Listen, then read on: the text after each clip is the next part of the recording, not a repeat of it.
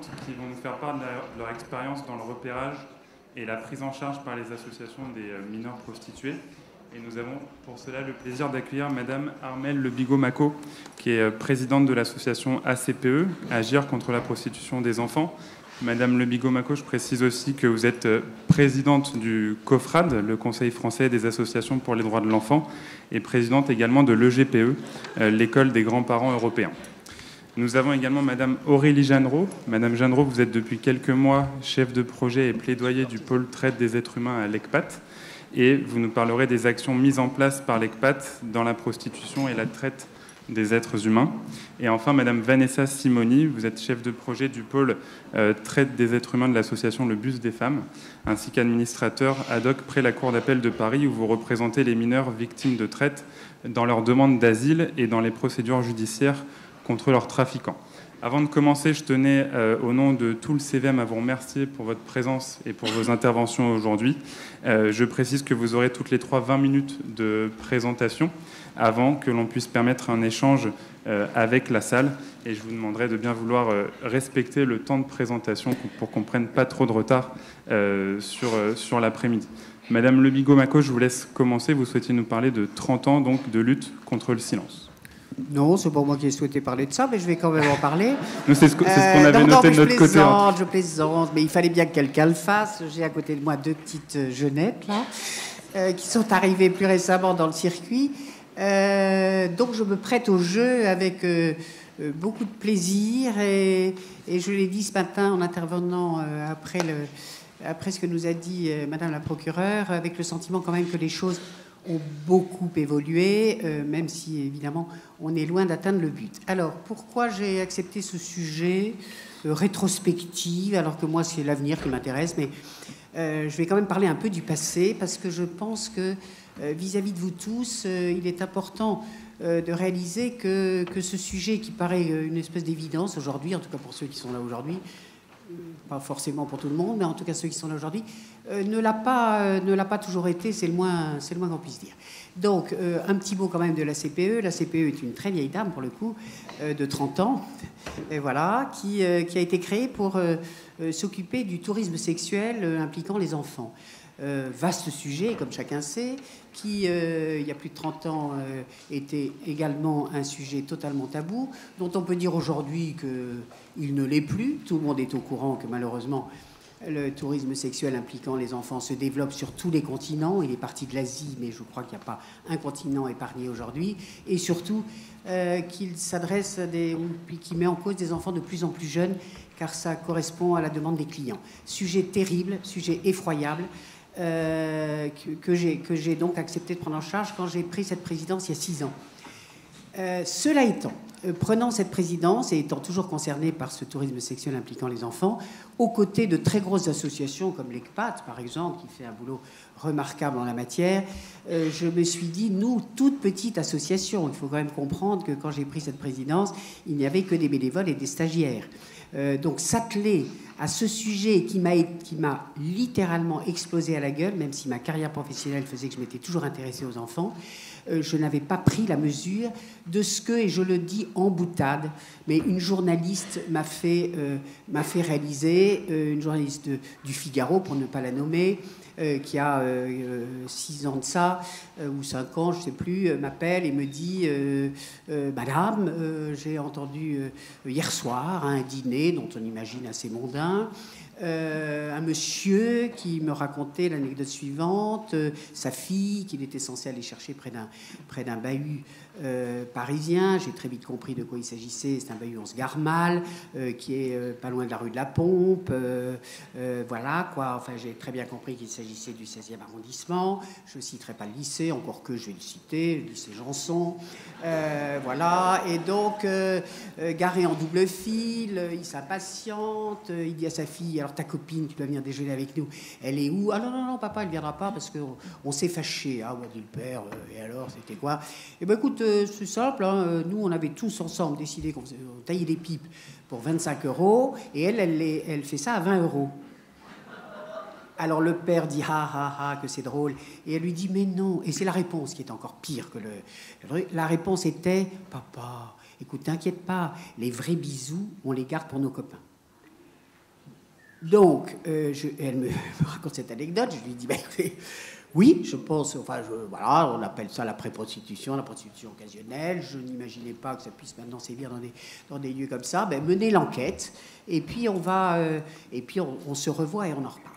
Donc, c'est vrai qu'à partir de ce moment-là, je me suis dit, bon, ce qui se passe à l'étranger, c'est terrible, mais peut-être qu'il faut regarder aussi d'un peu plus près ce qui se passe devant notre porte. Donc, l'étape de ce fameux historique, en gros, il s'est passé en 4 temps. J'ai pas de PowerPoint parce que comme c'est un sujet qu'on traite assez peu souvent, le passé, du coup Arthur ne m'a rien préparé, donc je suis obligée de faire avec mes petites mains.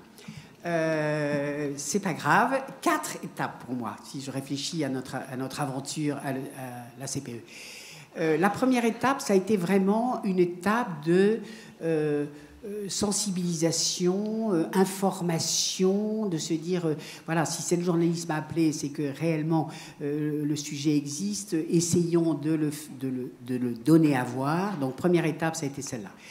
Voyons, et vous comprendrez pourquoi, que ça n'aboutissait à rien. Ma deuxième étape, ça a été la provoque. Et là, j'y suis allée à mort, ça correspond un peu à mon tempérament, mais au-delà de ça, je me suis dit, si on ne fait pas un vrai électrochoc, il ne se passera rien. La troisième étape, ça a été une étape assez humble, qui consistait à dire, au fond, si rien ne bouge et si rien ne se passe, c'est pas qu'il n'y ait que de la mauvaise volonté. Il y en a, hein. Il y en a, et il y en a toujours. Mais c'est aussi que les personnels en lien avec ça ne sont pas formés, ne connaissent pas le phénomène, ne savent pas comment l'aborder. Et donc, c'est notre mission à nous, associations, que de leur donner des outils. Et la quatrième étape, et c'est celle dans laquelle on est, et c'est celle qui me porte aujourd'hui et qui me porte vers l'avenir, c'est une étape de formation, hein, des professionnels, et je vous expliquerai non pas tout ce qu'on fait parce que j'ai pas le temps, mais en tout cas les pistes qui font qu'aujourd'hui, je dis pas que je suis sereine, mais je suis en tout cas rassurée sur le fait qu'on va pas pouvoir revenir en arrière. Et c'est déjà ça quelque chose de très important. Donc la première étape, je me suis dit avec beaucoup de candeur, au fond ce sujet il est mal connu. Si on me dit que dans les établissements parisiens ça commence à se développer, et ben je vais faire appel à mes anciens clients dans le monde de l'édition. Donc j'ai sorti un numéro, j'étais très très fière de moi, et je vous dis tout de suite que tout ce que je vais vous raconter, ça a foiré. Hein. Mais on apprend de ses erreurs. Et donc, je suis partie en faisant financer, pas un rond, hein, financé par les fonds privés, ce numéro de Mon Quotidien. Je ne sais pas si certains connaissent Les Incollables, Playback. Voilà, c'est un journal qui arrive, c'est destiné aux 10-14 ans, qui arrive dans 10 000 établissements scolaires. Et là, vraiment, ça s'appelait S'informer pour se protéger.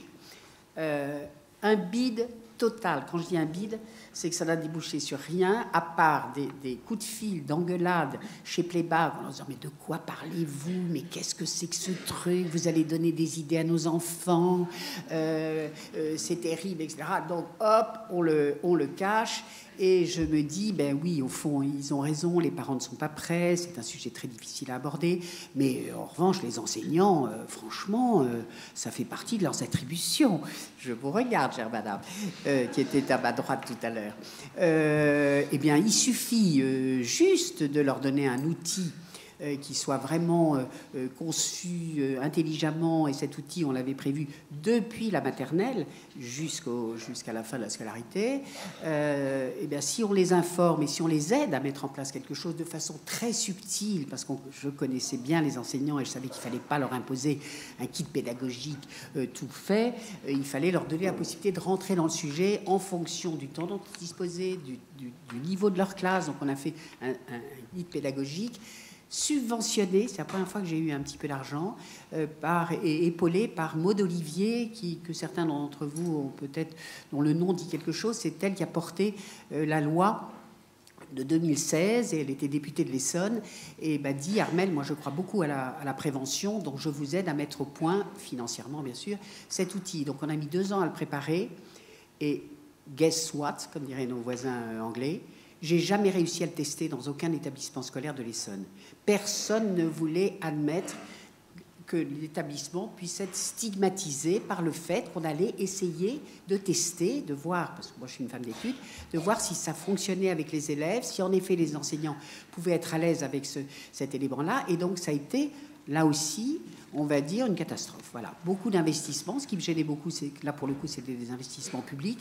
L'outil, il est toujours sur Internet, hein, puisque l'idée, c'était qu'ils puissent pianoter, trouver des choses qui arrivaient du Canada, de Belgique. Enfin, on avait fait 2 ans de travail sur la mise au point de cet outil. Et malheureusement... pas d'ouverture, pas de possibilité. J'ai fait des pré-rentrées scolaires où je voyais tous les enseignants et quand je disais, bon, bah alors qu'est-ce qu'on met en place? Oui, on vous appellera, oui, on verra. Voilà, donc je pense qu'il y avait un vrai souci et à l'époque, j'en voulais beaucoup à l'Éducation nationale. J'avais vu Madame Najat Vallaud-Belkacem, pour ne pas la citer non plus, à l'époque où elle était à l'égalité homme-femme, elle était très ouverte, elle avait accueilli avec beaucoup de bonheur ce numéro de Mon Quotidien. Quand elle est arrivée à l'Éducation nationale, j'ai plus réussi à la rencontrer. Elle avait d'autres priorités, je veux bien le comprendre, mais ce sujet... voilà, entre guillemets, n'intéressait pas. Moi, j'étais encore à l'époque où, quand je poussais les portes des institutions, et prenons, citons ce qui a été évoqué ce matin, la brigade de protection des mineurs. J'y suis allée, je ne peux pas vous dire le nombre de fois, où le commissaire Vianney-Dièvre, j'ai même son numéro de portable, et il me disait, mais madame, écoutez, nous, on traite des dossiers, on les traite, les Nigérianes, les Vincennes, les petits Roms de la gare du Nord, mais vous me parlez de quoi? Oh là là, nous, vous savez, on poursuit les proxénètes, voilà. Et puis depuis, quand j'allais taper aux portes, c'était elles sont consentantes, qu'est-ce que vous voulez qu'on fasse? Enfin, tout ce que on a déjà dit sans doute depuis ce matin. Donc autant de choses qui faisaient qu'on était renvoyé à notre incapacité à convaincre que ce phénomène existait.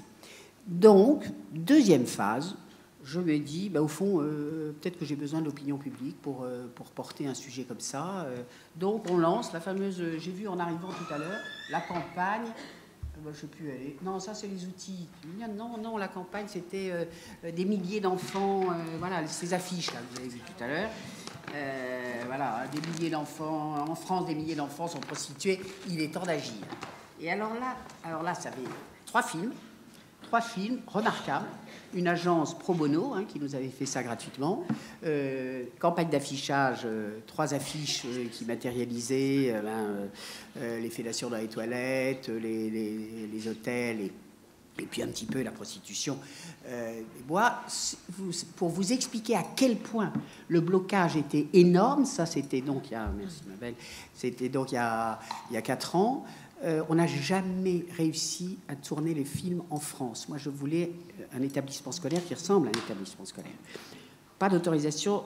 On est allé tourner en Ukraine. Voilà, c'est quand même hallucinant, où on a trouvé des acteurs qui acceptaient de se prêter au jeu. Tout ça est bien entendu pas visualisé, et des lieux qui nous acceptaient pour tourner ces films. Donc, c'est vous dire quand même le poids du déni. Parce que là, on ne demandait rien à personne, on demandait juste à faire visualiser le fait. Quant à ces chiffres, parce que je pense que tout le monde est au courant aujourd'hui que malgré tout ce qu'on peut réclamer à gauche à droite, il n'y a toujours pas de chiffres qui disent quelle est l'ampleur du phénomène. Donc ces chiffres, je les ai, j'allais dire inventés, bien sûr que non, mais je me suis rapproché des associations de terrain pour, en croisant la Fondation CEL, les mouvements du Nil, l'Amicale du Nil, leur dire, à votre avis, ça représente quoi en France? On arrive à ce chiffre de 6 ou 10 millions, qui est repris absolument par tout le monde aujourd'hui, alors que j'ai bien pris le soin de dire que ça n'était pas des chiffres officiels, que c'était des chiffres que j'avais non pas sorti de mon chapeau, mais que j'avais essayé de reconstituer comme je pouvais. Et aujourd'hui, tout le monde s'en contente. Donc, on est toujours, depuis 5 ans, sur, je ne sais plus combien, des milliers d'enfants, 5 à 8 000, 6 à 10 000. Enfin, je vois arriver toutes sortes de choses qui reflètent peut-être la réalité, qui ne la reflètent pas. Voilà. Donc, je sais bien, là aussi, que le sujet est difficile à évaluer en termes d'études. Mais enfin, qu'on arrête aussi de jouer à cache-cache derrière le fait qu'on ne sait pas trop combien d'enfants sont concernés par ça. Alors, deuxième étape, cette campagne, impossible à mettre sur les médias, à part à 10h30 ou 11h du soir, sur des chaînes improbables dont j'avais jamais entendu parler. Voilà, donc là encore, fiasco total. Sauf que, derrière cette provocation, quand même, là, un certain nombre de journalistes se sont intéressés au sujet, ont commencé... Et à l'époque, c'était un soufflet qui montait et qui retombait. On commençait quand même à parler du phénomène et des médias très porteurs. Le Monde, par exemple, je me souviens de la journaliste qui avait titré phénomène choc, chiffre toc. Bon, moi, je m'en fous, moi. Oui, c'est vrai. On peut dire chiffre toc, mais phénomène choc. Ça, pour moi, c'était important qu'on puisse commencer à considérer que ce n'était pas une invention d'une petite association qui avait envie de faire parler d'elle.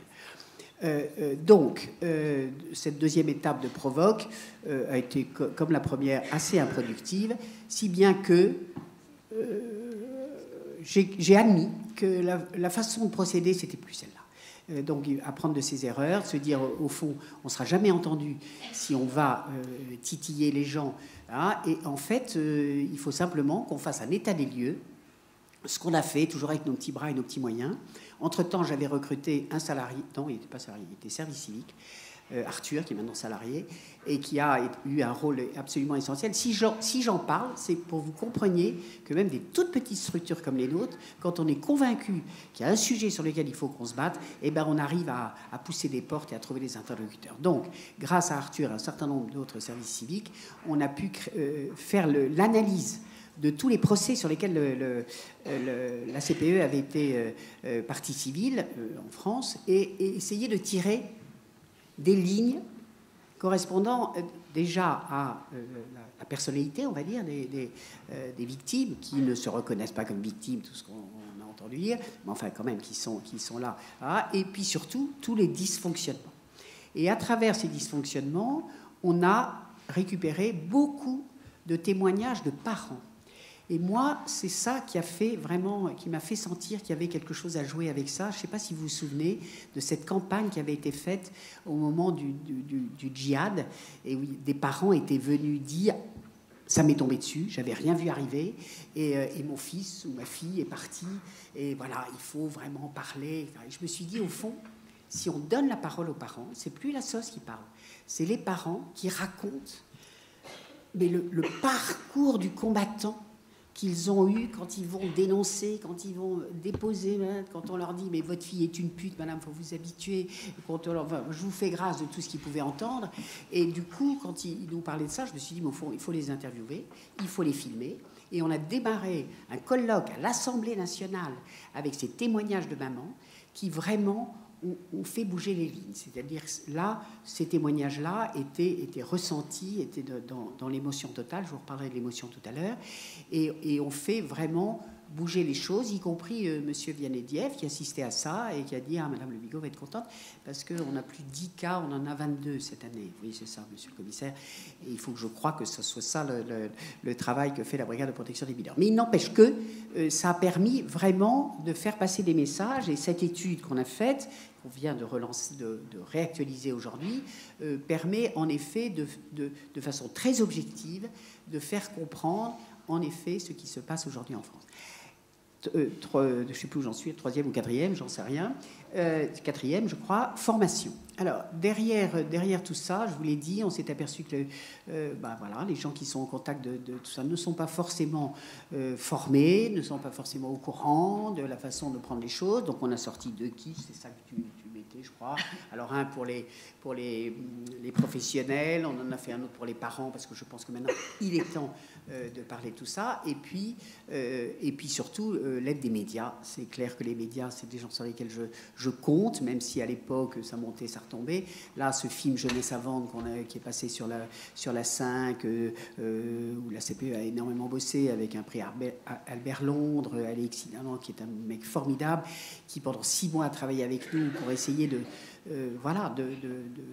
mettre en scène des familles où réellement ces problèmes se posaient et où on s'apercevait avec horreur que voilà, derrière tout ça, quand on voyait la gamine qui disait je vais m'en sortir, je vais m'en sortir, je vais m'en sortir, et puis on va y arriver à la fin du film, la bande qui disait elle est retombée dans la prostitution. Tout ceci nous a donné à penser qu'il y avait de quoi mobiliser, sensibiliser. Et quand je vous parlais de l'émotion tout à l'heure, je suis presque au bout, hein. J'ai dépassé mon temps ou pas l'émotion tout à l'heure, c'est que dans la formation, il y a évidemment tout ce qu'on peut écrire et dire, on fait beaucoup de séances de formation maintenant un peu partout. On a réalisé que à chaque fois qu'on parle à la tête, il y a toujours des arguments qui viennent contrecarrer ce qu'on est en train de dire. Quand on tape à l'estomac, c'est complètement différent. Donc, ce qu'on a fait à la mairie de Paris au mois de novembre l'année dernière, et qui apparemment est déjà relayé, c'est qu'on a fait interpréter des situations par des comédiens qui se sont mis, voilà, dans la peau du travailleur social qui accueille une gamine qui dit mais j'en ai rien à foutre, et tu m'emmerdes, et pourquoi veux-tu que je te parle de c'est ma vie sexuelle, et je fais ce que je veux, etc. Et on a pris toutes les étapes. Le policier qui accueille une maman, voilà. Donc ils ont interprété des situations, et je vous assure que là, on a vu les gens tout d'un coup comprendre. Voilà. Donc c'est vraiment dans cet esprit-là que j'ai le sentiment aujourd'hui que, relayé par vous tous, là, il y a évidemment dans la salle des tas de gens qui connaissent le phénomène aussi bien que moi, si ce n'est mieux, qu'il faut maintenant avancer en étant tous convaincus que c'est nos poussinettes, nos enfants, hein, qui sont en cause, et là c'est la présidente du COFRAD qui parle, les droits de l'enfant, c'est effectivement sauver ces gamines, et à 17 ans c'est les mineurs, je suis désolée, c'est pas trop tard, là on peut plus rien faire, non, c'est tant qu'ils sont des enfants, et j'ose dire même après, hein, parce qu'ils sont tombés là-dedans, c'est nos enfants, c'est notre responsabilité, et je pense que là on a encore un boulot formidable à exercer, et à l'exercer, et pour moi ça c'est quelque chose. Donc maintenant on est effectivement appelé un peu partout, et notre problème c'est les ressources humaines, hein. On n'est pas assez nombreux à la CPE, mais c'est pas grave, on s'équipera et on y arrivera. Mais ce qui, moi, me porte aujourd'hui, ce qui n'était pas le cas avant, c'est que sur un sujet comme ça, déjà nous, on a réussi à faire s'asseoir, j'ai entendu dire ça ce matin aussi, autour de tables, des gens qui connaissent tous les problèmes, mais n'ont jamais le temps d'en discuter entre eux. C'est-à-dire qu'ils parlent d'un tas de sujets entre eux, mais de la prostitution, non, ça arrive rarement comme un thème prioritaire de ces rencontres. Donc déjà, ça, c'est formidable. Et puis effectivement, on s'aperçoit qu'aujourd'hui, au-delà du discours que j'ai entendu et qui m'a réjoui et qui m'a fait pincer de bonheur, Madame la procureure, je vous le répète, c'est que ce sujet, il est vraiment évoqué dans sa réalité, avec les difficultés financières, humaines, etc., mais en tout cas évoqué dans sa réalité. Donc je suis très optimiste, et c'est comme ça que je terminerai.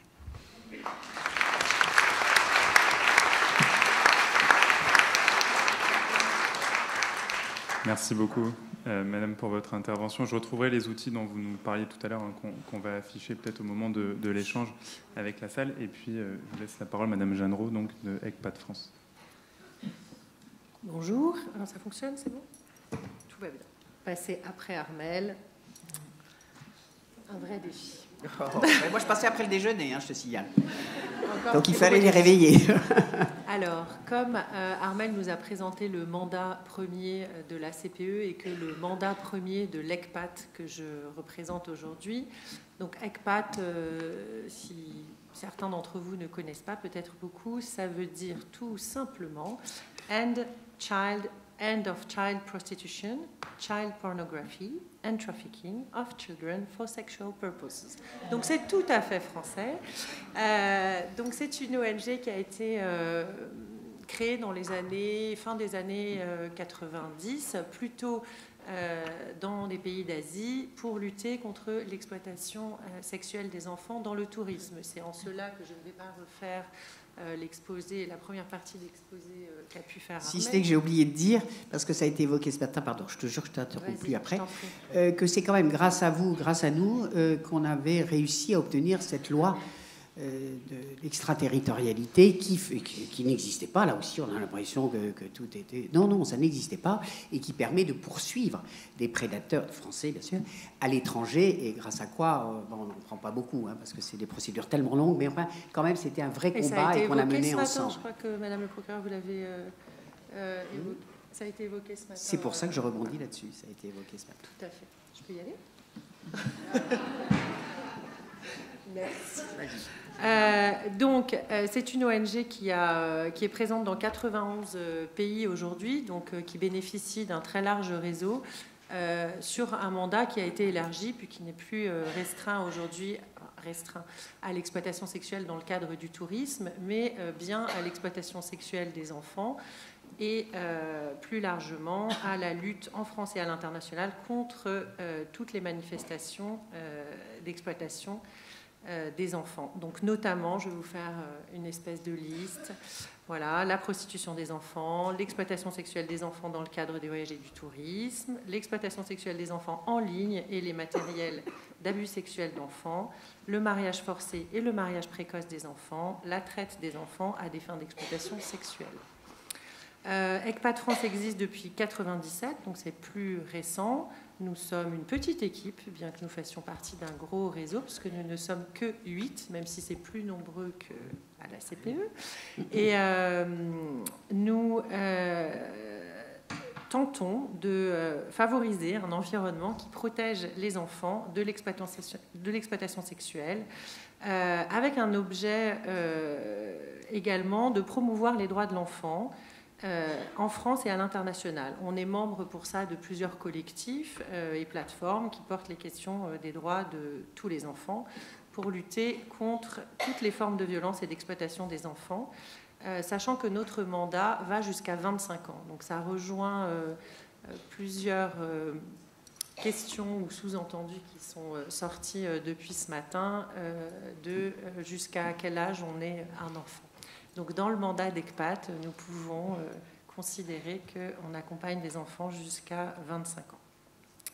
Voilà, vous avez bien entendu qu'on a un mandat traite des êtres humains, quelle que soit la forme d'exploitation.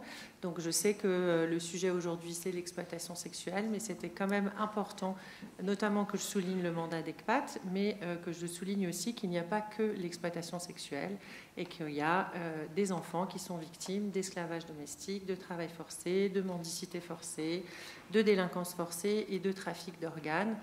C'est des choses qu'on ne peut pas nier et, à mon avis, ce serait un peu réducteur d'aborder la question de la traite des êtres humains uniquement sous l'angle de l'exploitation sexuelle quand cela couvre aussi bien d'autres domaines. Voilà, je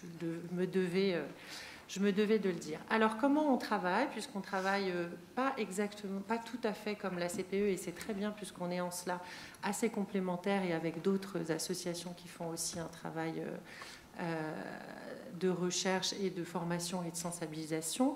Chez ECPAT, on mène aussi des actions donc, de sensibilisation, de formation, de plaidoyer. On se porte aussi partie civile et on a un fonctionnement en articulation avec un travail de réalisation de recherche et de publication qui viennent nourrir l'élaboration des formations, des modules de formation et de sensibilisation qu'on peut mettre à disposition de tous les professionnels, éventuellement bénévoles. Quand je dis des professionnels, ça peut être des professionnels du secteur social. J'ai cru comprendre ce matin qu'il y avait cette année beaucoup de travailleurs sociaux, assistants sociaux ou éducateurs spécialisés là aujourd'hui. Et moi, je viens du travail social, donc je m'en réjouis.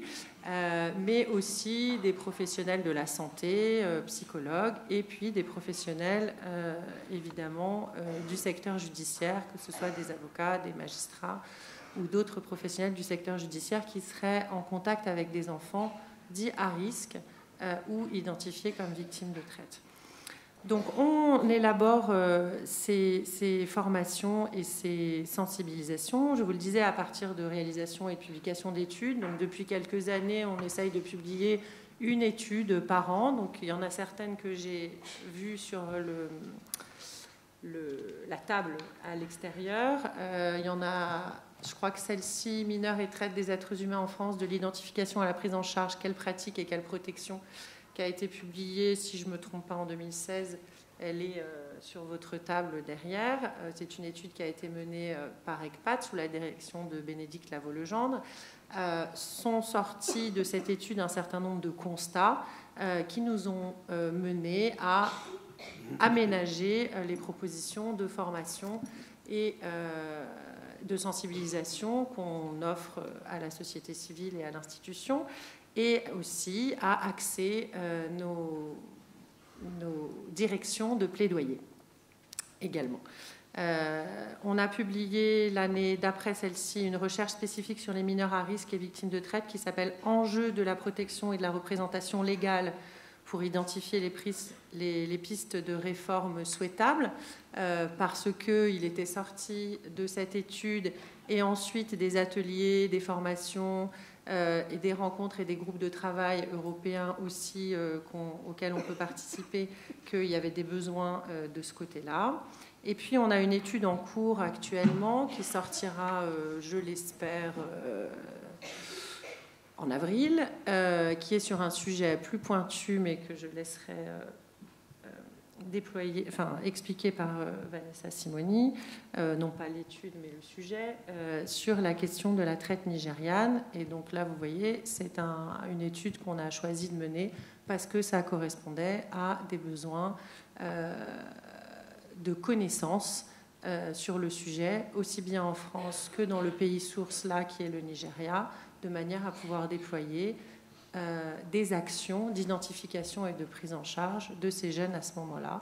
Et donc cette étude-là, on a la prétention de penser qu'elle pourrait aider des professionnels à mieux comprendre le phénomène, parce qu'on part du principe que mieux comprendre le phénomène, c'est mieux identifier les problématiques et donc mieux pouvoir prendre en charge les enfants, pouvoir porter des demandes d'aménagement de loi éventuelles s'il y en a besoin, donc porter du plaidoyer. Et voilà.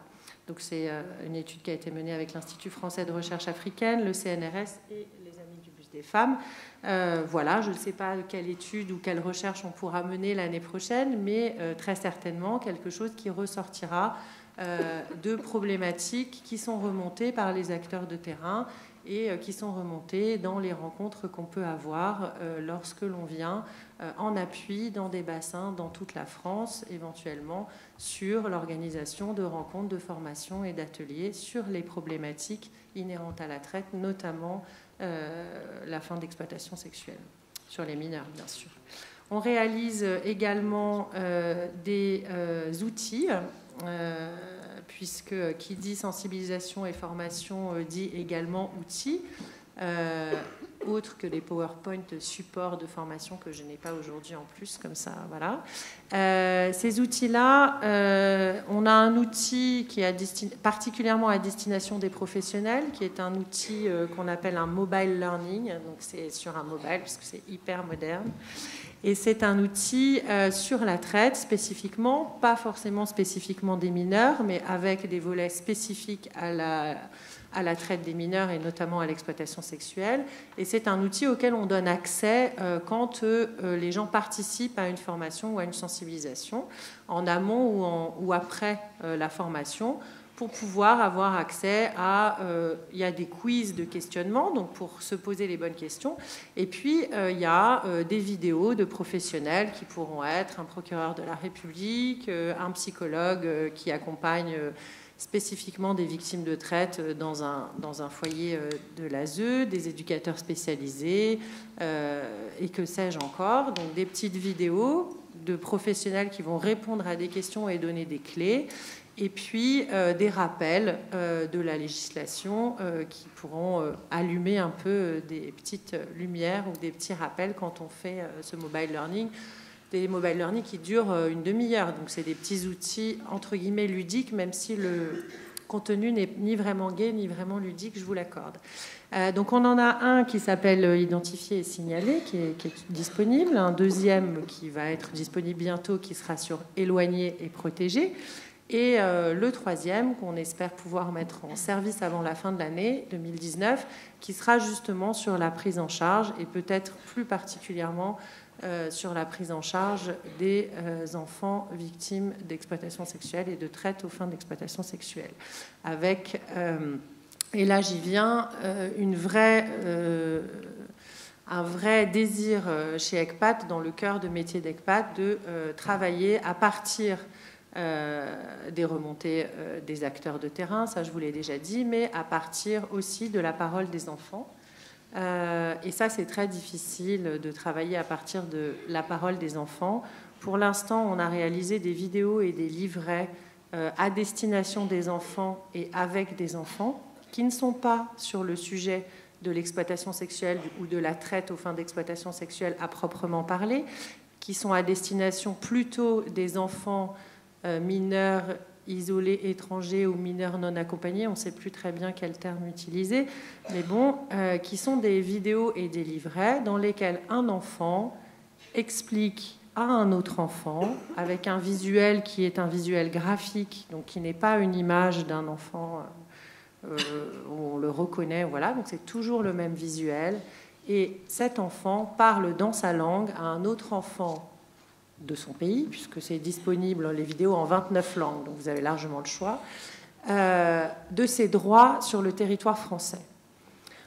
Pourquoi on a fait ça? Parce qu'on est parti du principe que c'est une première bonne accroche pour que les enfants soient en confiance et sachent déjà que sur le territoire dans lequel ils ont des droits, ce qui n'est pas forcément le cas dans le pays duquel ils viennent, dans leur pays d'origine, ou alors c'était le cas mais ils ne le savaient pas, ou alors ils ont perdu la notion de leurs droits sur le trajet parfois migratoire, en tout cas sur le trajet, avec tout ce qu'ils ont pu subir et tous les traumas qu'ils peuvent porter au moment où ils vont rencontrer un adulte, que ce soit un éducateur spécialisé, que ce soit un médecin dans une consultation aux urgences ou que sais-je. Ces outils-là, du coup, on a voulu qu'ils soient gratuits et qu'ils soient disponibles pour tout le monde, donc il ne faut pas hésiter à nous les demander. Ils sont disponibles en version dématérialisée, c'est comme ça qu'on dit, sur notre site internet. Les vidéos, on a une chaîne YouTube, donc vous pouvez même les télécharger. On peut vous envoyer les livrets. Je ne sais pas pourquoi j'ai un livret en vietnamien. Je pense que ce n'est pas hyper utile aujourd'hui, mais j'ai pris vietnamien. Je devais être inspirée ou je dois avoir envie d'aller au Vietnam. Donc il y a les livrets pour les enfants et les vidéos. Ce sont des outils pour les enfants, mais en fait, vous l'aurez compris, vous qui ici êtes à peu près tous en contact avec des enfants dans votre quotidien professionnel, ce sont des médiateurs pour pouvoir entrer en lien avec l'enfant et engager une conversation avec un enfant sur des sujets qui vont bien au-delà des droits, qui vont aller vers une éventuelle situation d'exploitation sexuelle ou autre d'ailleurs, voire de traite. Donc voilà, il ne faut pas que je parle trop longtemps parce que j'avais 50 trucs à dire, mais voilà. Juste pour vous donner un peu un aperçu de projets qu'on peut mener, notamment en France, avec tous ces outils et ces formations, j'avais trois projets dont j'avais envie de vous parler, qui sont particulièrement déployés sur les questions de la traite des mineurs. Tout d'abord, il y a un projet qui s'appelle Packing, qui est un projet que j'ai un peu évoqué tout à l'heure avec la recherche qui est menée entre le Nigeria et la France sur le fonctionnement du réseau nigérian et la traite. Dans ce projet-là, outre cette recherche, il y a également une campagne Facebook qui est déployée à destination des Nigérianes, mais bon, Facebook c'est assez international, donc il n'est pas exclu que dans la suite du projet on puisse imaginer d'utiliser cette campagne différemment, on ne sait pas. J'avais envie de vous parler de ce projet parce que c'est très intéressant de voir qu'avec des partenaires en France, dont le Bus des femmes par exemple, mais aussi le CNRS, et avec la participation de jeunes dont Mary, mais aussi d'autres jeunes, on peut réussir à faire même des visuels qui peuvent être relayés même sur des réseaux sociaux pour faire de la prévention. Et ça, je trouve que c'est assez intéressant. Donc il y a cette campagne Packing-là qui est sur la question de la traite nigériane, mais c'est parce que c'est ce projet et ça pourrait être décliné différemment dans ce projet. Il y a un autre projet dont j'avais envie de vous parler aujourd'hui. C'est un projet qui s'appelle Coup de chat, Ça veut dire la maison en serbe. Ça ne m'appartient pas, c'est pas moi qui ai choisi, donc comme ça je peux vous le livrer, qui a été initiée par une association qui s'appelle Kucha, donc c'est original, qui n'est pas ECPAT, qui est une association qui a été montée il y a quelques années par un chercheur en sociologie et puis un éducateur spécialisé, une psychologue, qui ont longtemps travaillé sur la traite et qui ont vraiment eu l'intuition et l'énergie de porter ce projet à voir le jour. Et ce projet voit le jour dans une articulation avec ECPAT pour porter ce projet. Et c'est un centre dont on parlait ce matin, dédié aux victimes de traite des êtres humains, donc mineurs, en France. Donc ce sera le premier centre dédié en France. Donc on n'a pas le droit de vous dire où. Voilà. Peut-être si un jour vous envoyez un enfant, vous saurez où. Mais voilà. Donc ce centre va ouvrir en octobre.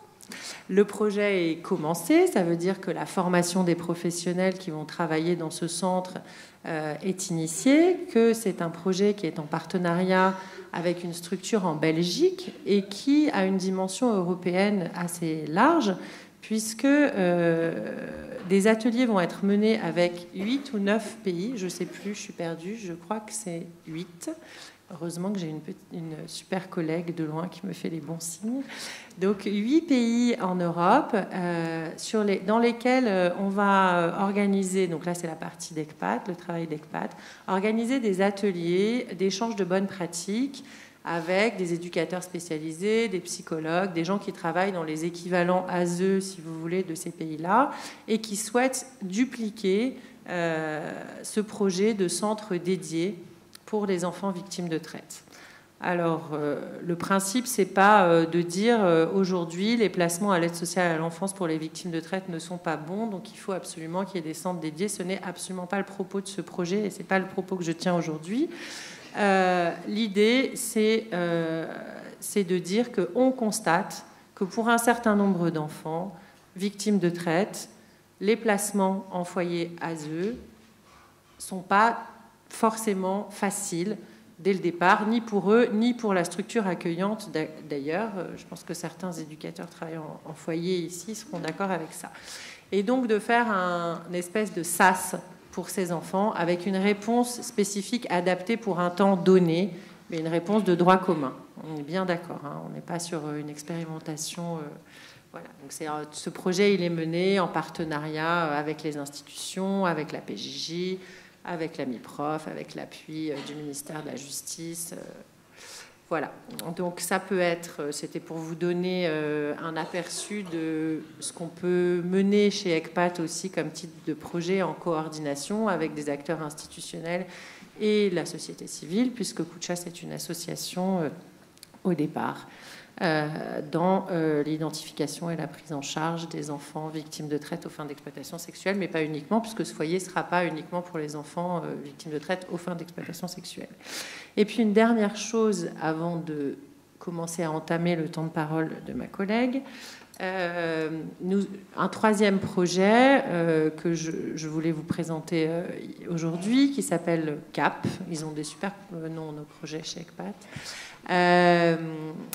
CAP est un projet qui est notre projet de fond, puisque c'est notre projet de formation, et de formation des professionnels, de la société civile et de sensibilisation. Le but, c'est le renforcement des capacités de tout le monde et du système de la protection de l'enfance. On est hyper ambitieux chez ECPAT, on dit que on va pouvoir faire tout ça. C'est un projet qui s'inscrit dans la continuité des efforts engagés depuis 2015, qui s'inscrit, comme je vous le disais tout à l'heure, dans la suite des différentes études et recherches qu'on a pu mener. Et c'est un projet qu'on mène, qu'on a la prétention de vouloir déployer dans plus d'une dizaine de villes en France. C'est un projet qui est commencé, qui est initié. Donc on propose des formations, des ateliers, des groupes de travail pluridisciplinaires pour permettre à nous tous de se retrouver, et ça rejoint un peu ce que disait Armelle tout à l'heure, de se poser autour d'une table et de pouvoir travailler sur des sujets de fond qui permettent une meilleure identification et une meilleure prise en charge des enfants victimes de traite. ça ne veut pas dire qu'on vient en toute puissance dans tous les bassins de France dire qu'on sait comment faire et qu'on va vous expliquer comment il faut faire. Ça veut dire que juste il y a des initiatives dans tous les départements de France avec des compétences dans tous les départements de France, avec des gens qui sont au cœur des problématiques et auprès des enfants et qui n'ont pas forcément ni le temps ni la vocation à dépenser une énergie folle à pouvoir faire profiter les autres de leurs compétences ou de leurs constats, et que donc nous, on se propose de mutualiser et de capitaliser sur nos connaissances plus larges pour pouvoir faire en sorte que tout le monde se mette ensemble, travaille ensemble et porte ces questions de la protection de l'enfance et notamment l'exploitation sexuelle des enfants, de manière à ce que nos enfants soient mieux identifiés et mieux pris en charge. Je termine rapidement avec des questions de... J'ai parlé de plaidoyer. Donc c'est une activité assez importante dans nos équipes. Plaidoyer, Armel, je crois que tu en as parlé un peu tout à l'heure, porter des questions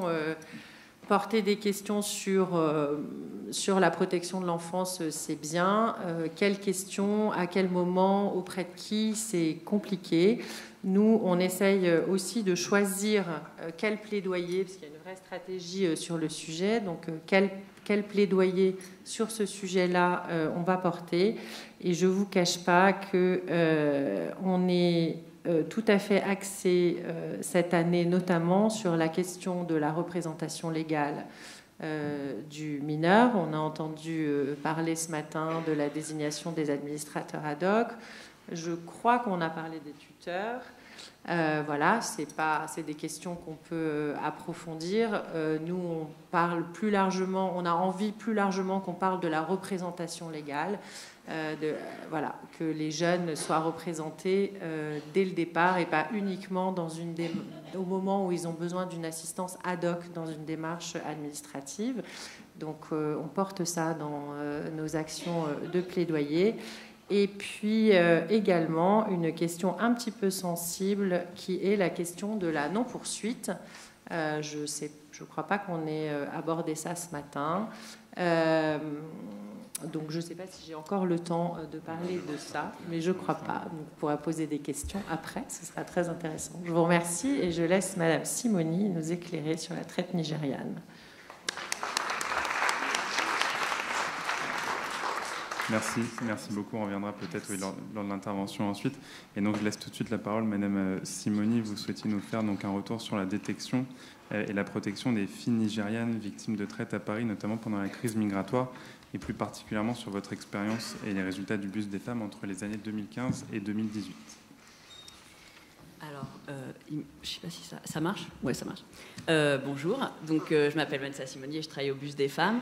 Je vais balayer un peu le sujet rapidement pour qu'on puisse échanger, pour vous laisser la parole. Donc, je vais aller un peu rapidement, mais après, voilà, on pourra plus échanger sur les pratiques professionnelles, vu qu'on est c'est une intervention quand même sur des sujets de professionnels de terrain.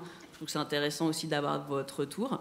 Donc voilà, ça c'est le bus des femmes à Paris. Donc c'est une association qui a été créée au début des années 90 dans le cadre de la lutte contre le VIH. Sous l'impulsion de l'OMS. C'est une association particulière dans le sens où c'est une méthodologie de santé communautaire qui n'est pas forcément des méthodologies très développées en France. En tout cas, c'est une association qui a été créée avec et pour les personnes prostituées, notamment sous l'impulsion des femmes donc majeures de la rue Saint-Denis au début des années 90. Donc en ça, c'était d'abord des actions dédiées à la santé, à la lutte contre le VIH d'abord, et puis évidemment à la promotion de la santé globale progressivement, donc forcément à l'accès aux droits et à la lutte contre les discriminations. Dans ce cadre-là, donc vous voyez, il y a le bus des femmes, c'est donc un véhicule qui circule, qui fait des maraudes de jour et de nuit sur les lieux de prostitution, donc de voie publique. Donc évidemment, ça impacte aussi les personnes avec lesquelles on travaille, qui sont essentiellement des personnes qui se prostituent sur la voie publique, bien que les évolutions dont on a parlé ce matin font que les choses se complexifient. Mais le cœur de métier du bus des femmes, c'est la voie publique. Et donc, vous voyez, un travail qui peut se faire de jour et de nuit, c'est 8 maraudes par semaine, dans des lieux qui sont des lieux de marge, des bois, des forêts, ceux autour de la Petite Couronne qui sont connus, Vincennes, Boulogne, etc., mais aussi les forêts plus éloignées, dans les autres départements, Fontainebleau, Sénart, pour ceux qui connaissent, l'Essonne, la Seine-et-Marne, mais aussi les Yvelines, etc. Donc forcément des territoires qui sont impactés par des problématiques qui nous concernent aujourd'hui, à savoir potentiellement la présence de mineurs qui ne sont pas censés être là puisque la prostitution des mineurs est interdite. Pour autant, que fait-on de ces situations lorsqu'on rencontre dans des lieux de prostitution des personnes qui sont potentiellement mineures? Voilà, c'est un travail qu'il va falloir mener, qui questionne les professionnels avec toute la méthodologie du signalement, de la CRIP, etc., et de réussir un placement ASO. Donc, il y a plusieurs situations qui peuvent se présenter à nous. Aujourd'hui, je vais revenir sur la situation qui nous a particulièrement impacté ces dernières années, qui sont celles de la crise migratoire, donc du contexte 2015-2018, que vous connaissez en partie, notamment pour avoir vu à la télé au moins les bateaux qui arrivent sur les côtes italiennes depuis la Libye et qui sont chargés de milliers de migrants qui sont rentrés comme ça dans cette période, et qui a impacté largement les lieux de prostitution publique de toute l'Europe, je pense, mais en particulier pour ce qui me concerne de la région parisienne, avec l'arrivée massive de femmes nigérianes, puisque la population nigériane est la première population qui est rentrée sur les côtes italiennes dans ce contexte, avec 30% de femmes. Au sein de ces femmes, évidemment, la grande majorité venait sur le territoire dans le cadre de réseaux de traite des êtres humains aux fins d'exploitation sexuelle, sur lequel je ne vais pas développer là comment ça fonctionne, mais on peut y revenir si ça vous intéresse, mais qui, globalement, sont dans des problématiques de servitude pour dette, des dettes qui vont de 30 à 60 000 euros et qui convient de rembourser dès son arrivée sur le territoire, dans le cadre de la prostitution, une prostitution très encadrée et sur des structures criminelles transnationales très organisées aujourd'hui. Donc, globalement, pendant cette période, on a eu une augmentation de la population nigériane sur les secteurs de voie publique, une augmentation très, très considérable sur les 3 secteurs qui nous concernent principalement à Paris, qui sont le 18e arrondissement, le centre, donc la rue Saint-Denis et ses alentours, et évidemment le bois de Vincennes. Et avec, au sein de cette population donc conséquente, beaucoup de mineurs potentiels, et notamment beaucoup de potentiels mineurs de moins de 15 ans. Ce qui n'était pas la situation des années précédentes, et ce qui même concernait une certaine forme inédite, puisque nous avions même des suspicions de jeunes filles de 11-12 ans, ce qui constituait une situation sans précédent. Donc il y a eu d'abord une phase un peu de stupéfaction, et ensuite il a fallu commencer à se mettre au travail. Donc, on a mis en place un projet. Donc, l'association du Bus des femmes, c'est une association participative. Donc, la veille sociale et sanitaire qui est mise en place par le Bus des femmes sur les lieux de prostitution, elle est construite avec les femmes qui y travaillent. Donc, il a fallu aussi d'abord valider en interne le fait qu'on allait s'occuper des mineurs, sachant que ce n'est pas forcément le mandat du Bus des femmes. Le fait est qu'on avait développé une expertise sur la traite nigériane depuis maintenant 20 ans et il fallait à un moment donné se dire que c'était un peu à nous de s'y coller. Donc, on s'y est collé.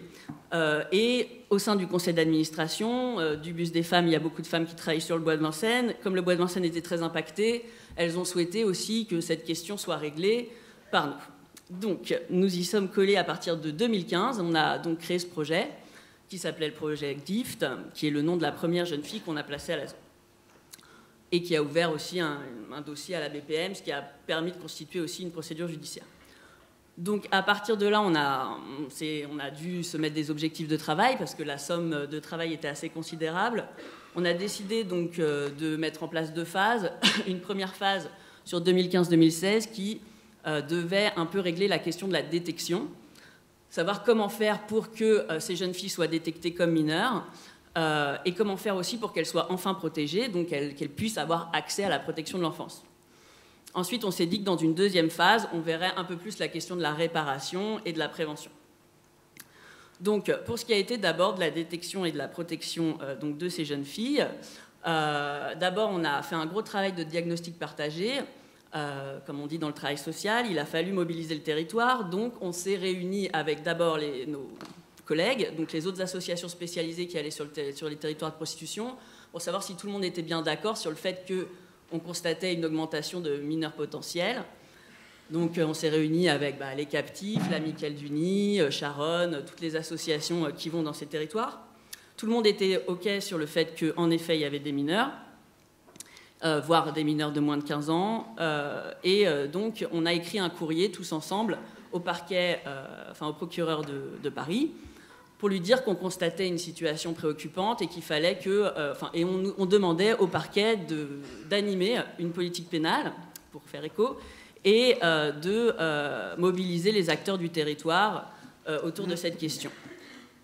À partir de là, on a identifié les blocages à la détection, donc qui sont nombreux, qui sont évidemment que ces jeunes filles sont sous la contrainte de proxénètes, qui sont très organisées, qu'il y a de la violence, de la menace, l'usage surtout de potentielles représailles sur les familles au pays, l'usage de cérémonies qui sont du droit coutumier, qui valident les accords sur lesquels elles sont, etc. Bon, tout un tas de blocages au fait qu'elles ne disaient pas surtout qu'elles étaient mineures. Elles continuaient donc de dire qu'elles étaient majeures, parce qu'on leur avait dit de dire qu'elles étaient majeures. Et donc, il y avait déjà ce premier frein qui faisait qu'on ne pouvait pas passer le cap de la détection.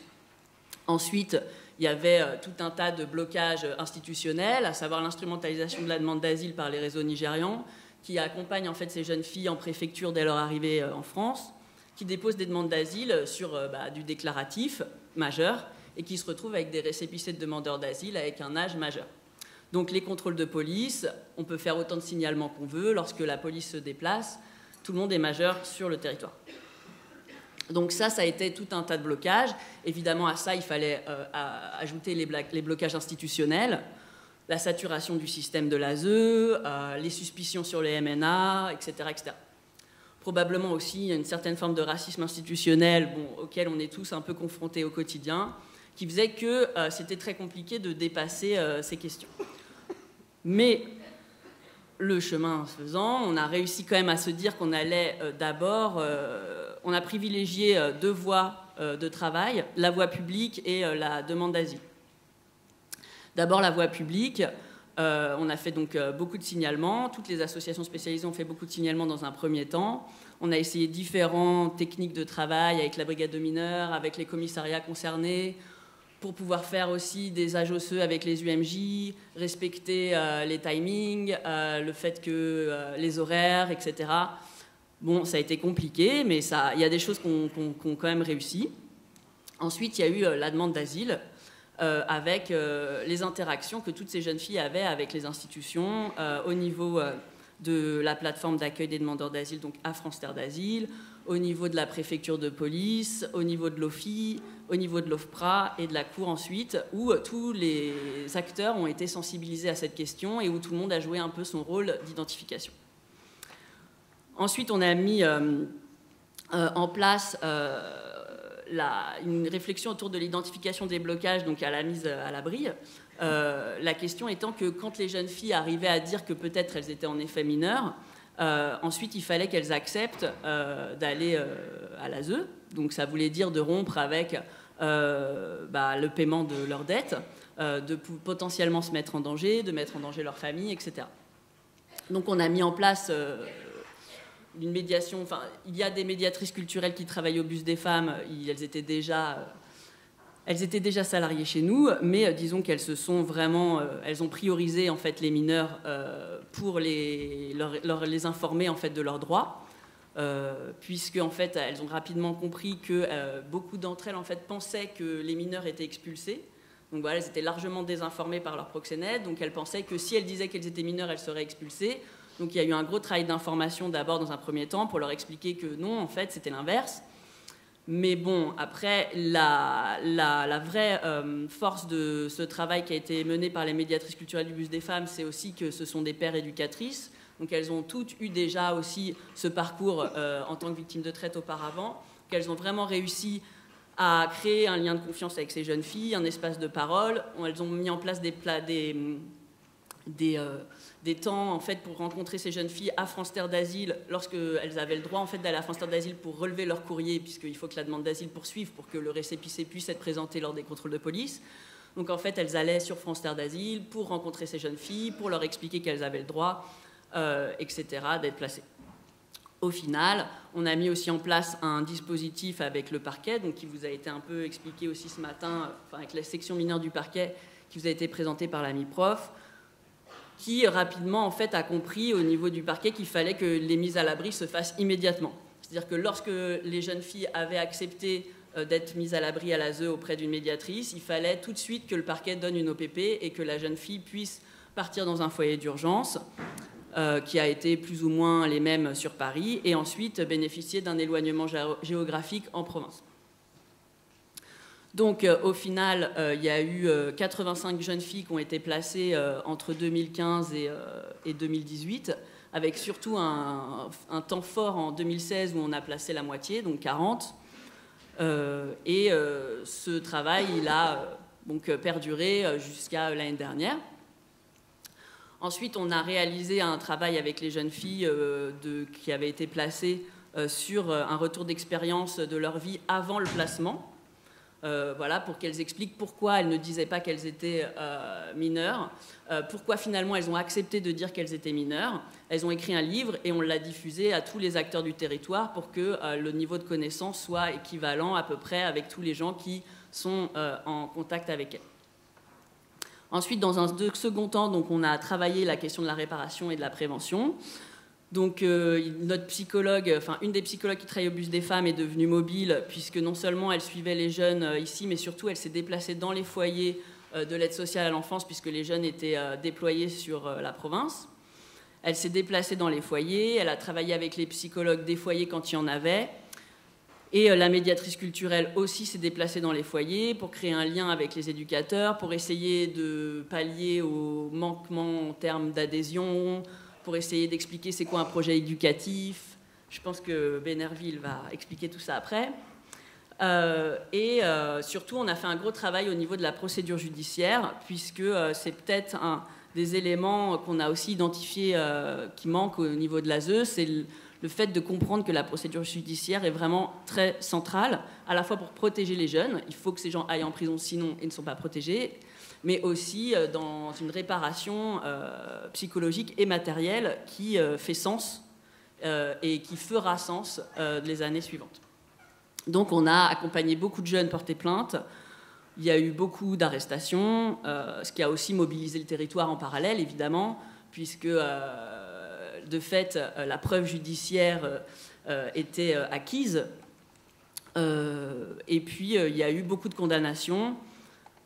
Enfin, pas encore, tous les dossiers ne sont pas encore jugés, mais ces condamnations ont été très importantes, puisque 2 dossiers ont été jugés l'année dernière, et dans les 2 dossiers, des gens ont obtenu des peines maximales. Et parmi les gens qui ont obtenu les peines maximales, il y avait des gens qui n'avaient pas de casier judiciaire, ce qui est extrêmement rare. Donc 10 ans pour les gens.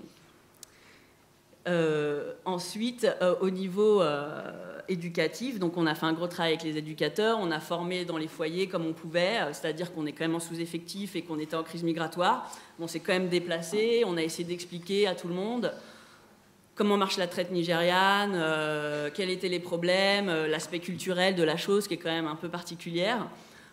Et on est en train de faire un retour d'expérience avec les jeunes de leur placement pour aboutir, encore une fois, à un livre qui permettra ensuite de diffuser, on espère, un peu des bonnes pratiques. Ensuite, on a fait un travail de prévention, là, dans le cadre du travail social communautaire, qui est beaucoup plus vraiment le cœur de métier du bus des femmes normalement, qui est donc de réunir les gens, de travailler collectivement sur des sujets et de pouvoir transformer aussi les pratiques collectives et pas seulement des questions individuelles, mais vraiment de réfléchir comment transformer ce problème, à savoir non seulement la traite nigériane, mais a fortiori la traite de mineurs, comment faire en sorte que ce ne soit pas quelque chose qui perdure, qui soit a fortiori banalisé dans le groupe ou dans les territoires dans lesquels on intervient. Donc en ça, par exemple, on a créé tout un tas d'outils avec les femmes. Il y a ce guide qui est un guide de santé qui est assez utilisé dans le milieu médical parisien, que vous pouvez vous procurer. Donc ça, c'est les livres qu'elles ont écrits, où elles reviennent sur leur parcours, qui est aussi qui sont vraiment intéressants parce que c'est une collection de livres où c'est vraiment des témoignages bruts, c'est-à-dire qu'il n'y a aucune analyse, il y a juste du témoignage et de la statistique. Et il y a aussi un groupe qui fait du théâtre, donc qui fait des représentations un peu partout en France et qui vise à non seulement communiquer un peu sur la problématique de la traite nigériane, mais aussi à un peu rompre le silence qui existe vraiment dans le groupe. Et il y a dernièrement, donc voilà, ça c'est le roi de Benin City au Nigeria, puisque la plupart de ces femmes viennent de la même ville.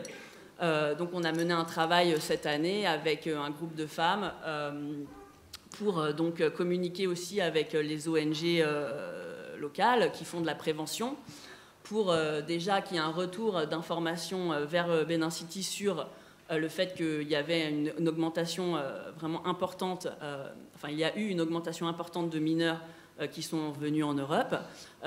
Quid de leur famille? Est-ce qu'il y a une potentiel risque qu'il y ait des petites sœurs derrière qui suivent? Est-ce qu'il y a un travail à faire avec les familles?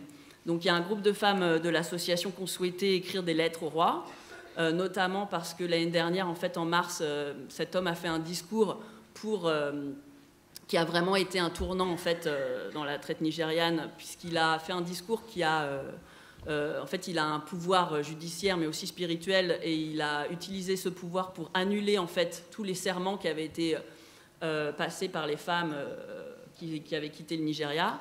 Donc ça a entraîné en fait la libération de beaucoup de femmes qui ont décidé du jour au lendemain d'arrêter de payer leurs dettes, voire même aussi des proxénètes qui ont arrêté aussi leurs activités. Donc ça a vraiment eu un impact important dans la communauté. Mais d'autres problèmes perdurent, voire même d'autres problèmes vont se développer. Et donc, il y a un groupe de femmes de l'association qui ont décidé d'écrire des lettres et qui ont fait des vidéos aussi pour l'informer. Et donc, nous sommes allés de remettre ces courriers et notamment aussi construire un diagnostic partagé avec les ONG avec qui on travaille localement pour savoir un peu quelles pouvaient être les tendances à venir. Donc, voilà. Je peux répondre à vos questions maintenant, si vous le souhaitez, de même que mes collègues.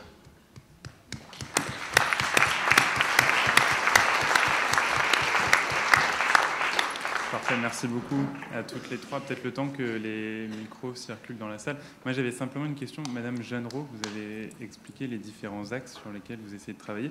Sur les réseaux sociaux, on en a peut-être parlé un petit peu ce matin. Qu'est-ce qu'on peut faire exactement ? Alors, sur la traite en particulier, on n'a pas d'action spécifique, de projet à ce jour sur les réseaux sociaux. On a, je crois, mais je vais me tourner vers ma collègue qui est là-bas, des campagnes sur l'exploitation sexuelle dans le tourisme qui sont menées régulièrement. Mais effectivement, on a dans nos axes de travail, c'est ce que je disais un peu à demi-mot tout à l'heure, quand le projet Packing, qui est spécifiquement sur les problèmes, les questions avec le Nigeria, sera plus avancé et continuera au Nigeria, on se pose la question de développer éventuellement quelque chose ici, notamment via Facebook peut-être, puisqu'on a vu sur ce projet pilote-là que ça pouvait bien fonctionner. Mais on est à l'écoute d'éventuels besoins remontés du terrain, de gens qui prennent en charge et qui accompagnent vraiment les enfants. Et on est tout à fait prêt à déployer des outils en fonction des recommandations qu'on pourrait recevoir des professionnels de l'accompagnement des enfants. Merci.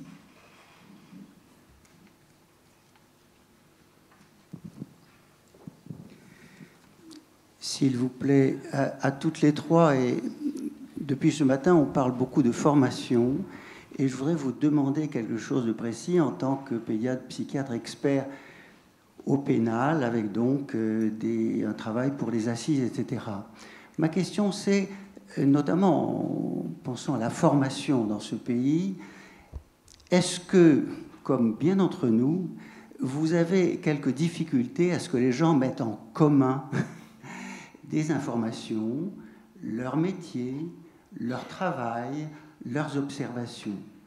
Tout à l'heure encore, quelqu'un de l'ASE venait me dire quelque chose que je n'ai cessé de connaître depuis depuis 30 ou 40 ans ou 50 ans de travail à la DAS, notamment, et à l'assistance publique, c'est à quel point des gens ont certainement besoin d'être formés sur des points particuliers, spécifiques, comme celui que vous défendez, mais ne mettent pas en commun leur savoir, leurs actions médicales, santé, sociales, etc. Voilà, je m'arrête et dans le métier très, très concret que vous faites, est-ce que vous arrivez à dépasser, est-ce que ces choses sont améliorées, après tout, avec le temps, ou est-ce qu'on reste encore un pays, notamment par rapport à la Belgique, dans lequel chacun peut faire finalement pas un mauvais boulot, mais sans le dire à personne?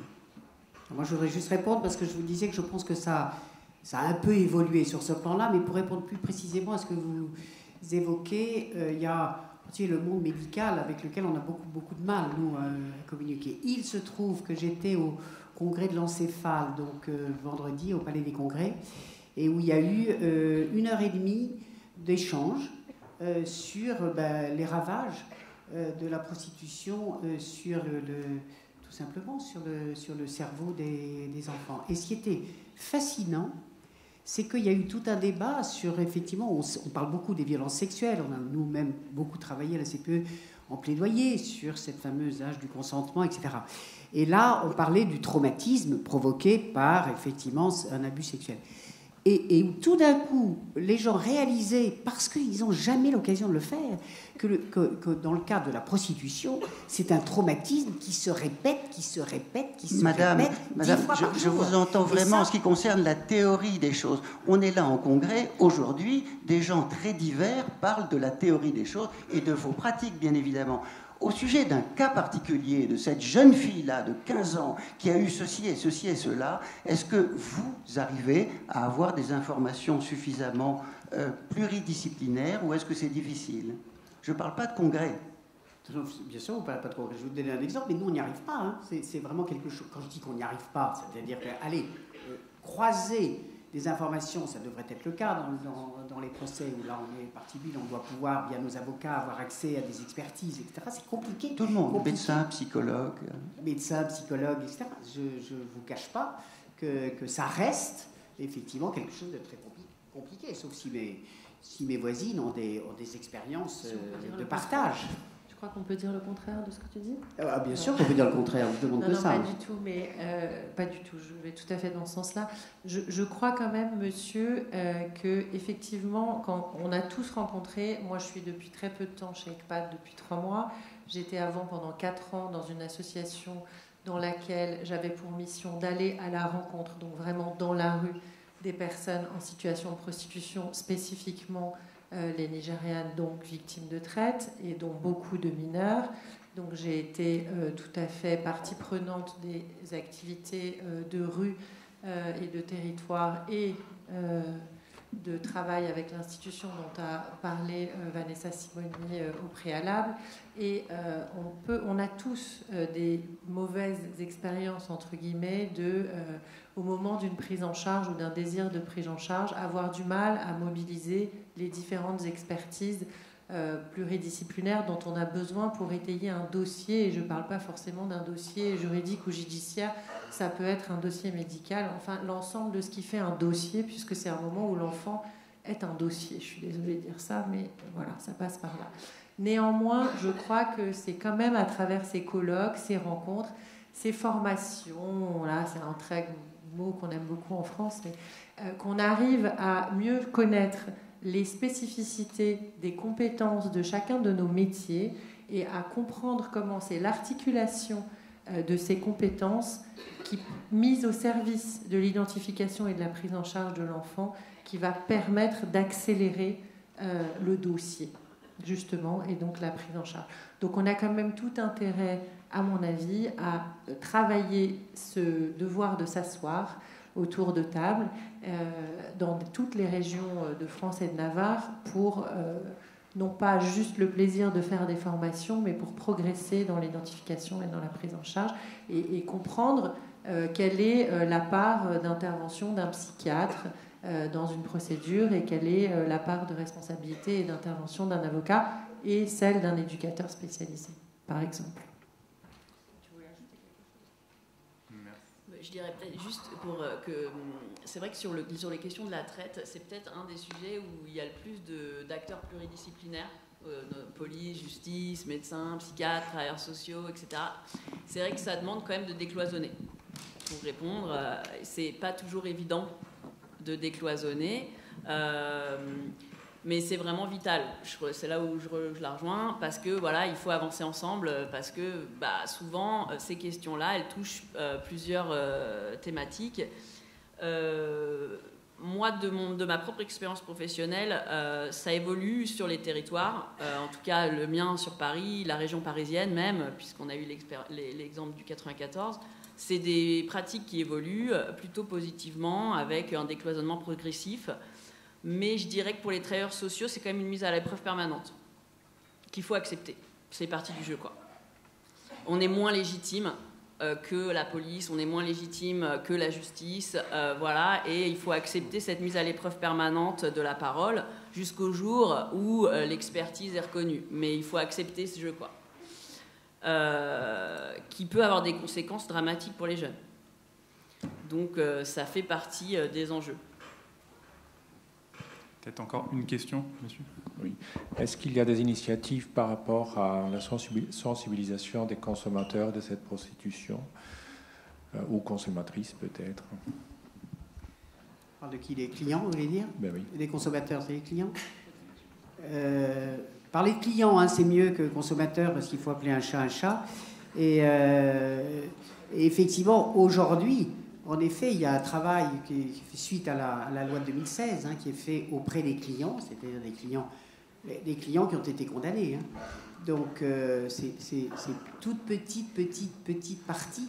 Mais c'est vrai que quelque chose commence à être mis en place, avec des résultats qu'on ne peut pas évaluer, hein, puisque c'est très récent, ça vient de démarrer, ce travail de pédagogie sur les clients pour les mettre en face. Mais ça ne concerne que, effectivement, les majeurs. Donc là, c'est vraiment une ébauche de réponse à votre question. Non, on va dire clairement, il n'y a pas de travail qui est fait sur les clients. Et c'est pour ça que, quand on parle de prévention, ça n'est pas que pour mettre en garde les petites filles, puisque c'est quand même massivement... Voilà, mais c'est aussi pour parler de ce corps que tu dois respecter. Toi, garçon, toi, fille, on doit respecter nos corps réciproquement. Et c'est le point de départ qui doit s'adresser à tout le monde et faire en sorte que voilà, les garçons ne sont pas, entre guillemets, condamnés à devenir des clients si on les fait réfléchir très tôt sur ce que ça suppose. Hein, de l'autre côté, du partage et du respect de l'autre. Donc vraiment, non, pour le moment, le travail sur les clients, consommateurs, comme vous les appelez, il n'y a pas grand-chose de fait, mais ça commence, là aussi. C'est quelque chose qui commence à être mis en place dans l'optique de l'évaluation de la loi, donc on parle bien de la loi sur les majeurs. Je rajoute parce que nous, on rencontre des jeunes garçons. Les jeunes garçons sont les potentiels clients, consommation, parce qu'il n'y a pas de femmes. Voilà. Oui. Et là, je ne vois rien. Hein. Donc, on essaie de sensibiliser les jeunes filles, voir quelques garçons par rapport à leur état de victime. Mais les garçons, voilà, mais ceux qui vont être dans l'autre côté, bon, voilà, là, on il y a des garçons... Pardon, j'entends, on parle beaucoup de jeunes filles. On a parlé des invisibles garçons tout à l'heure. J'aimerais quand même bien qu'on finisse pas la journée en se disant qu'il n'y a que des jeunes filles qui sont victimes d'exploitation sexuelle et donc de traite aux fins d'exploitation sexuelle. Il y a aussi beaucoup de garçons et on parle de prévention. Là, on parle des clients et de cette question de la prévention auprès des clients qui n'est pas encore complètement aboutie. Mais la prévention auprès des garçons, on a aussi du travail à faire, et pas auprès des garçons comme futurs auteurs, mais auprès des garçons comme potentielles victimes de la même manière que les filles, même si c'est moins visible et moins évident dans notre société encore assez genrée. On va s'arrêter là, je suis désolé, le temps passe vite. On va laisser la parole aux intervenants suivants. Merci en tout cas encore à toutes les trois pour vos interventions.